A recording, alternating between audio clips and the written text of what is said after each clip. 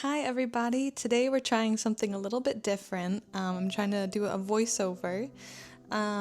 Especially this week's been very busy, so I'm trying to see if this will help a little bit with time. But yeah, life with a newborn, it's very busy, but such a blessing. But actually, so these clips that you're seeing, Samuel recorded the day I went into labor. He made dinner for me and the midwife, because as I said in my birth story, home birth story, which I'll link up above so you can go to it if you haven't watched it already. But our midwife came and actually lived with us the days preceding or leading up to the birth, and then she stayed, I think, a day and a half after to take care of us. So very, very kind. But yeah, Samuel decided to make dinner for us, and he used all the tomatoes from our garden to make the homemade sauce. This ended up being a horrible meal to have before you go into labor, because it was so many tomatoes and they were fresh, and so it made me have a lot of kind of acid reflux and so much burping. And so actually the whole time I was in labor, I was burping constantly, so much gas. So that was actually, just added another funny element, I guess, to my home birth.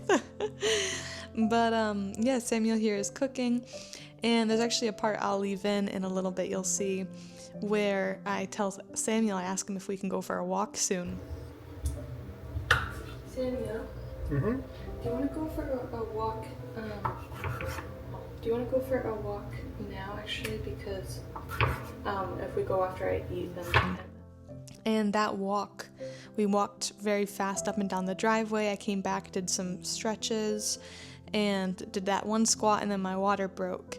And so that walk helped put me into labor. And our midwife in some of the parts, will come in, and she asked me, how are you feeling? Good. I was doing some little things on the birth ball, and things like that. And there's actually, we got it recorded, I won't include it, but there's a part where she says, have you, investigated up there at all? And I was like, no, I don't think there's a head though. I think I would know if there's a head there. And then I got a shower and I felt a head finger deep. And so that was really funny. I was very shocked to feel a head there. So it's just funny looking back on these clips. And there's seeing me, I don't know if you'll see it in the video, but there's a part that I saw where I'm just so hugely pregnant, and it's so weird now not having that big old belly. But yeah, I wanted to talk a little bit about postpartum, how that's been and what we've been doing to heal and all that. So my midwife had a, rule to follow by, which is 5 days in the bed, so laying down, 5 days on the bed, so you're sitting up, and 5 days around the bed, so just still up very minimally. And that sounded horrible to me until I gave birth, and like I said in my home birth video, I had torn, and we opted not to do stitches, trying to heal it naturally. And because of that, it's made the recovery process a lot longer. My midwife says it'll take 4 to 6 weeks for me to heal. And during that time, I have to avoid stairs, try and keep my legs together. So it's made it a little bit more difficult, but God is good, and He's healing me a lot quicker than I thought I would. But anyhow,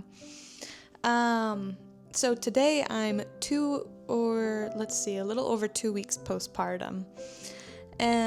But looking back, yeah, so I gave birth and I was in a lot of pain. I got what they call skid marks, where all these little tiny tears that are actually kind of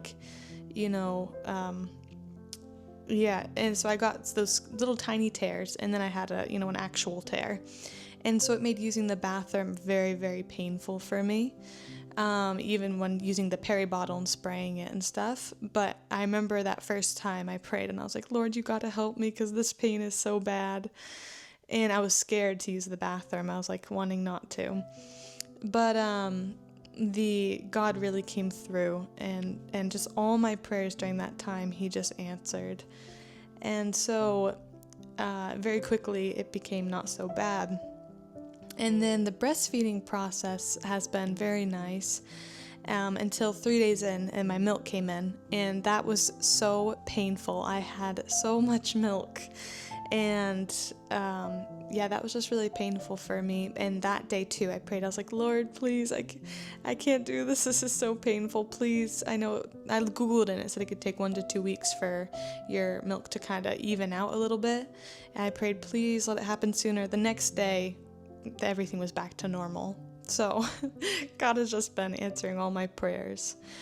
And after I gave birth, I was like, I don't care, if I need to be in bed for however long. I'm in pain, so this is nice, So I liked being in bed, and my midwife would bring me, she called them my lattes. I don't drink coffee, but she would make this tea that's red raspberry leaf and nettle, lavender, the mother's milk mix, which is, I think, fenugreek or Greek, and something else. And she would add soy milk and a little maple syrup, and it tasted so good. And, all my food was brought to me, so I'm so thankful. And I really just got up to use the bathroom and then would lay back down in bed with the baby. Also, the baby is here next to me, so you might hear him occasionally. But, so I really just would get up for that, and that was really nice. And then, but I was very weepy, and, once you give birth, your hormones just crash. And so I was very weepy, and I felt very emotional, and I was just praying a lot during that time. And then my midwife left, and I felt like panic. I was like, what am I gonna do? I don't have somebody here, and anything could happen to the baby. And I just felt so panicky and so worried all the time. Luckily that night my mother came in, and she stayed with us, I think like 4 or 5 days. And so that was a blessing to have somebody else here who has raised successfully 3 children into adulthood. And she helped with a lot, and so that was a blessing. But I also realized my fear was stemming from not trusting in God. He is the great physician, and all I need to do is pray, Lord, help us do everything we can. But after that, the things that are out of our hands, please take care of. Please watch over this baby while we sleep. Watch over this baby at all times. And so that was where my fear was stemming from. So I had prayed a lot, and once my mom left, I felt okay with it just being Samuel and I, because it's not just Samuel and I, it's Samuel and I and Jesus watching over the baby. And a whole lot of angels as well. So that helped me a lot mentally with the worry. I remember when I first gave birth, the next day we had to go into an hour into town for me to get the RhoGAM shot, because my blood is Rh negative, and he ended up being Rh positive, Shiloh.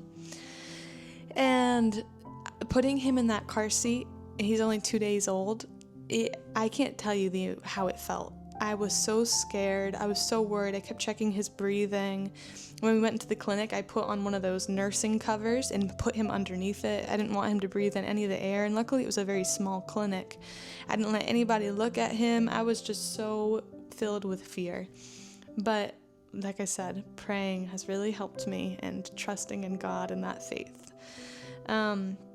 So now it's just Samuel and I, and today, actually, Samuel left for the first time for about half the day because he had something he needed to do. And I, prayed a lot, and we were perfectly fine, and I felt good trusting in God. So that's been that, kind of the mental journey. With the healing, it's, we've been doing, we soak some pads with like tea made from comfrey, red raspberry leaf, garlic, things like that, to help with the healing. I've been keeping my legs together. Actually, something that was really healing and helpful was putting my perineum out in the sun and letting the sun, hit it and stuff. That really helped with the healing process. And after that, I really noticed a difference. I was getting a few herbal baths in the beginning, but it was actually kind of opening the tear up more.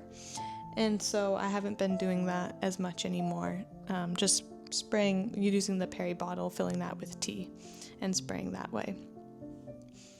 But yeah, postpartum has been very interesting. And so, yeah, for 5 days I stayed in bed and I would get up just a little bit. And then the next 5 days I'm supposed to be on the bed. I was trying to get up a little bit more and fresh blood would come. And my midwife said that means you're pushing it too much. And so I'd go back to the bed, and it was just really hard staying in bed for so long. What made it nice was having the baby there, next to me and being able to spend time with him. And also learning routine. We took that time, Samuel and I, to really get routine down so that we weren't losing our minds, because God is a God of order, not chaos.